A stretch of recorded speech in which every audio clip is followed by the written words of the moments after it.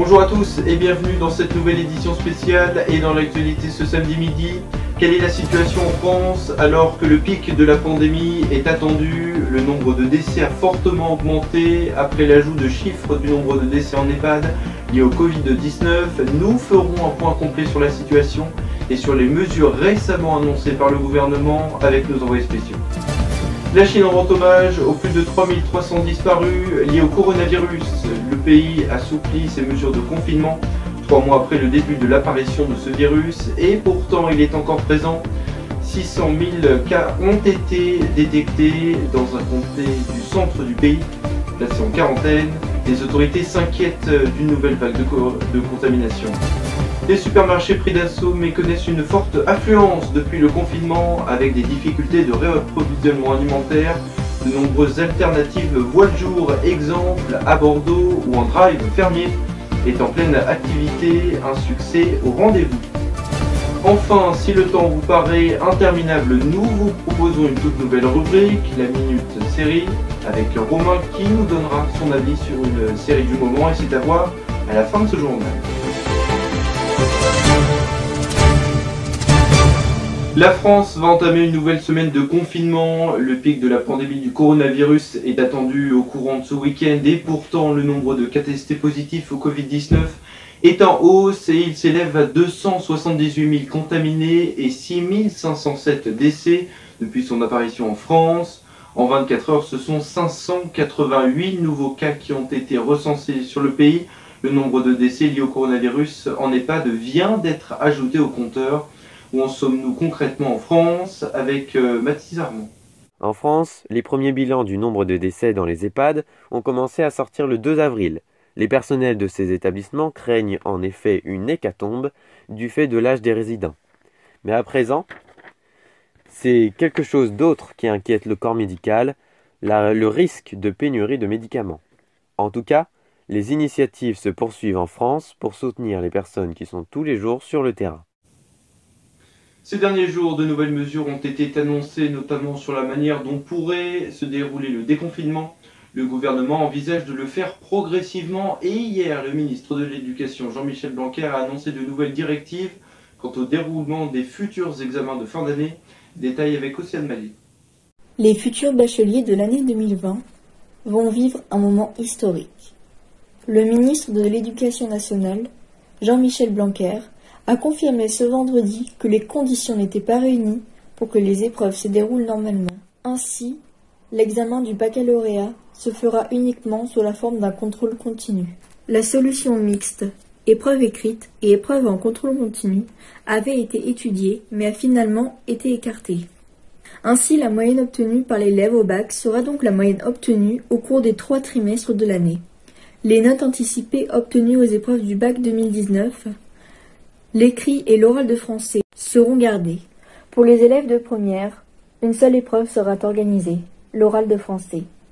L'épreuve orale est maintenue à la fin du mois de juin ou début du mois de juillet, sauf si les conditions sanitaires ne le permettent pas. Pour les autres matières, le contrôle continu prévaudra. L'épreuve portant sur l'élément de spécialité que l'élève ne poursuit pas en terminale, ainsi que l'épreuve d'enseignement scientifique qui fait partie du bloc commun, seront validées par les notes obtenues en contrôle continu durant toute l'année par le candidat dans ces 2 disciplines. Il sera vérifié l'assiduité des candidats et le fait de rester jusqu'au 4 juillet est une condition pour obtenir le diplôme. Les candidats ayant obtenu entre 8 et 10 sur 20 pourront passer les oraux de rattrapage dans les conditions habituelles au début du mois de juillet. Ceux qui n'obtiendront pas l'examen au mois de juin pourront bénéficier, sur décision du jury d'examen, de participer à la session de septembre. Tout comme les lycéens, les élèves de 3e voient leur épreuve chamboulée. Les examens sont maintenus, mais selon des modalités différentes. Le diplôme national du brevet sera obtenu à partir de la moyenne des notes que l'élève aura obtenues durant les 3 trimestres de son année de 3e. En effet, les notes obtenues durant la période de confinement ne seront toutefois pas prises en compte dans la moyenne, tout comme pour les élèves de première et de terminale. Et vous l'avez sans doute remarqué, les médias ont dû s'adapter à cette crise sanitaire en bouleversant leur grille des programmes.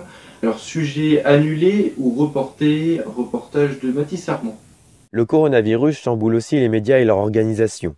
Par exemple, les journaux des grandes chaînes comme TF1 ou France 2 se consacrent pleinement au sujet avec des éditions spéciales tous les jours qui durent 45 minutes à 1 heure.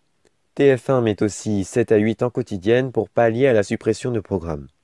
En effet, les séries quotidiennes telles que Demain nous appartient sur TF1 et Un si grand soleil sur France 2 sont reportées.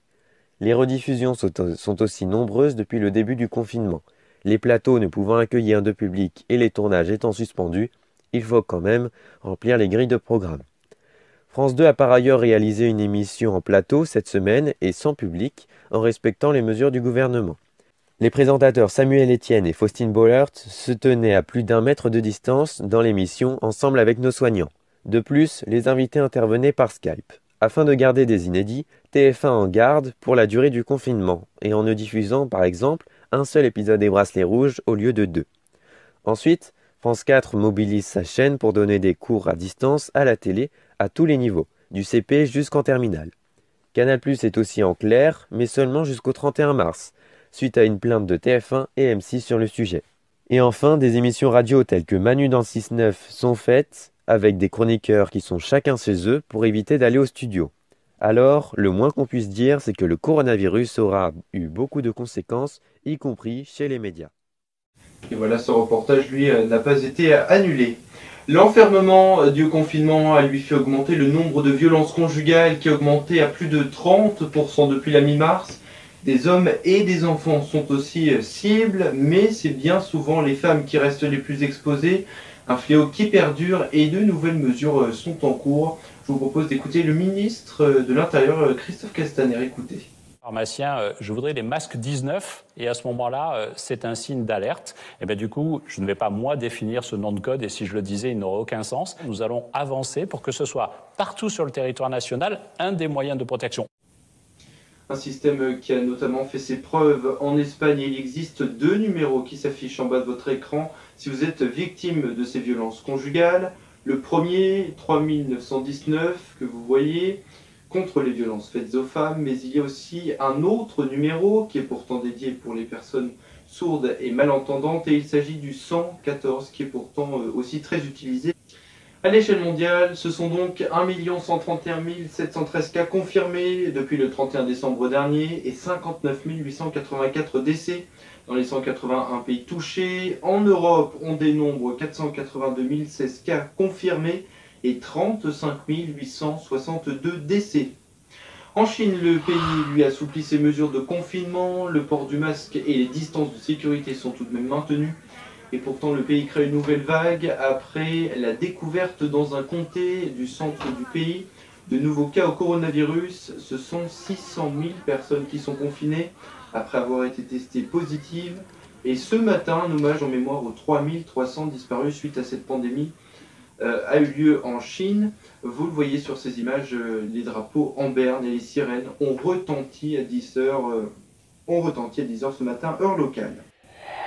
En Grèce, 23 cas au coronavirus ont été détectés ce jeudi, environ 75 km de la capitale grecque, Athènes. Les contaminés sont les premiers cas avérés dans le pays. Parmi les demandeurs d'asile implantés dans un camp de Ristona, dans le pays, ce sont 1613 personnes qui sont confinées et 59 décès ont été recensés dernièrement. Vous le savez, la situation en Italie et en Espagne se veut critique. Le nombre de contaminés est toujours élevé. Le pic n'est pas atteint selon le gouvernement italien avec 766 nouveaux décès en 24 heures, 14 681 décès au total et 85 388 cas confirmés en Italie. En Espagne, le nombre de décès diminue, mais il reste toujours plus élevé qu'en Italie, avec 809 morts de plus en 24 heures. Ce sont donc 124 131 contaminés et 11 714 décès au total depuis le début de la pandémie dans le pays. Aux États-Unis, le nombre de contaminés s'alourdit dans la capitale New York, qui est la ville la moins épargnée, avec 278 458 cas confirmés. Le président Donald Trump a enfin pris des mesures drastiques malgré la propagation rapide du coronavirus dans le pays. qui est quasi à l'arrêt. L'activité économique est fortement impactée et le président américain Donald Trump, jugé de laxiste, s'est exprimé sur le sujet. Écoutez. Je n'ai juste pas envie d'en porter un. C'est une recommandation. Je ne me vois pas m'asseoir derrière ce bureau ovale, derrière ce magnifique bureau, avec un masque, alors que je reçois des présidents, des premiers ministres, des dictateurs, des rois ou des reines. Je ne l'imagine simplement pas. Mais peut-être que je changerai d'avis. Retour en France où une enquête a été ouverte ce matin dans la Drôme où 2 personnes ont été tuées et 5 autres personnes ont été blessées lors d'une attaque au couteau. Un demandeur d'asile soudanais serait le suspect. Bonjour Davion Mahé, vous êtes avec nous, alors que sait-on de l'enquête ? Bonjour Steven, bonjour à tous. Alors, l'attaque s'est déroulée dans la matinée. 2 personnes sont mortes, au moins 6 blessés. Ce bilan est bien sûr provisoire. Alors, l'assaillant est entré dans un bar tabac, il a menacé de tuer le patron du bar et dans la rue il poignarde des passants. Vers 11 h, c'est un homme qui a été interpellé selon des sources proches du dossier. Un deuxième personne a été interpellée à son domicile. Son domicile a par ailleurs été perquisitionné. Toute la lumière sera faite sur cet acte odieux. Mes pensées vont aux familles des victimes, a cité le président de la République Emmanuel Macron dans un tweet. La qualification est peut-être terroriste selon certaines sources. Christophe Castaner, le ministre de l'Intérieur, se rendra sur place dans l'après-midi. Et voilà donc, Steven, sur ce que l'on pouvait dire sur cette attaque au couteau qui est survenue ce matin. Attaque au couteau, bien sûr, en pleine épidémie du coronavirus. Et j'ajoute que l'assaillant qui a voulu tuer des passants et le patron du bar tabac a crié en poignardant les personnes dans la rue « Allahu Akbar ». Merci beaucoup Davion pour ces précisions. Et puis, de nouvelles alternatives pour pallier au manque de réapprovisionnement sont mises en place dans le pays après que les supermarchés soient pris d'assaut depuis le début du confinement. Exemple à Bordeaux où un fermier a trouvé une alternative, le drive, en proposant des produits tout droit venus de son exploitation. Et le concept se déploie de plus en plus sur l'Hexagone après la fermeture de nombreux marchés en France.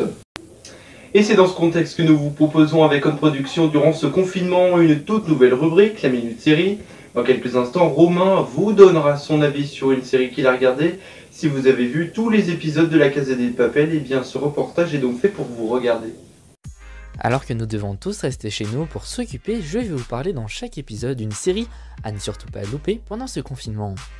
Aujourd'hui, nous allons parler de la série Stalk, disponible sur le site de France TV/. Je m'appelle Lucas, je suis étudiant à l'École nationale des sciences de l'informatique, l'élite quoi. Vous avez 1 heure pour dissocier le mouvement de ses oreilles. Nous suivons les aventures de Lucas, alias Lux, un prodige de l'informatique et du codage qui intègre l'INSEE, la plus prestigieuse des écoles d'ingénieurs. Pendant le week-end d'intégration, le jeune geek va subir un bizutage des plus humiliants par Alex, leader de la BDE, le groupe influent de l'école, en devant boire une bière coupée à l'urine. Évidemment, le tout immortalisé dans une vidéo qui ne va pas tarder à faire le tour du campus, faisant de Lux la tête de turc des étudiants, subissant des moqueries à chaque sortie. Merde. Alex ruine ma vie, je ruine la sienne.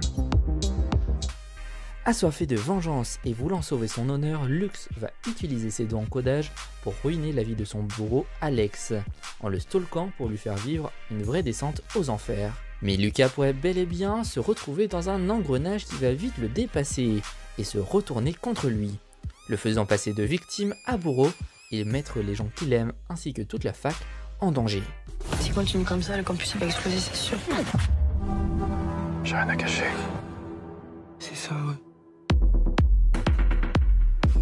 Faire une série sur le stalking aurait pu paraître très ennuyant, mais en suivant les pensées de Lux, le spectateur se retrouve complice de ses agissements et dans l'espionnage de ses camarades. Nous sommes pris au piège dans ce cercle vicieux haletant, le tout interprété à la perfection par Théo Fernandez, notamment révélé dans Les Tuches. Ce dernier au physique d'ado, sans tomber dans le cliché, transcende, notamment par sa voix. Chaque personnage est complexe, rendant la série d'autant plus intéressante. En prenant un peu de hauteur, Stalk nous fait poser pas mal de questions sur notre utilisation accrue des technologies, notamment sur le libre voyeurisme influé par les réseaux sociaux ou l'omniprésence des objets connectés dans notre quotidien. Alors, notre vie privée est-elle actuellement en danger ? Et c'est la fin de cette édition, merci à vous de nous avoir suivis et de votre confiance. Rendez-vous samedi avec Davian pour nous divertir un petit peu et nous changer les idées avec Pascal de la Tour du Pin comme invité dans son émission L'Entretien. Prochain rendez-vous avec l'information, ce sera donc dans 15 jours. D'ici là, je vous souhaite tout de même, en dépit de tout, une très bonne après-midi.